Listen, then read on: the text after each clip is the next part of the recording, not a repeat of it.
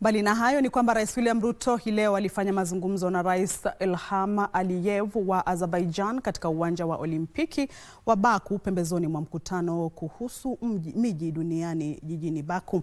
Mazungumzo kati ya marais hao wawili yaliangazia kuimarisha ushirikiano katika sekta ya mafuta na gesi, uwekezaji wa kuimarisha mpango wa ujenzi wa nyumba za gharama nafuu na ushirikiano katika kawi safi ili kuiwezesha Kenya kufikia lengo la kuzalisha megawati 10,000 za umeme. Viongozi hao pia walijadili nia ya Azerbaijan ya kuwekeza katika mradi uliopendekezwa wa kiwanda cha kusafisha mafuta kitakachohudumia ukanda wa Afrika Mashariki. Rais Ruto yupo Azerbaijan kuhudhuria kikao cha 13 cha mkutano kuhusu miji, ambapo Kenya inatarajiwa kuonyesha mpango wake wa nyumba za gharama nafuu kama mfano wa maendeleo endelevu ya miji na mabadiliko ya uchumi.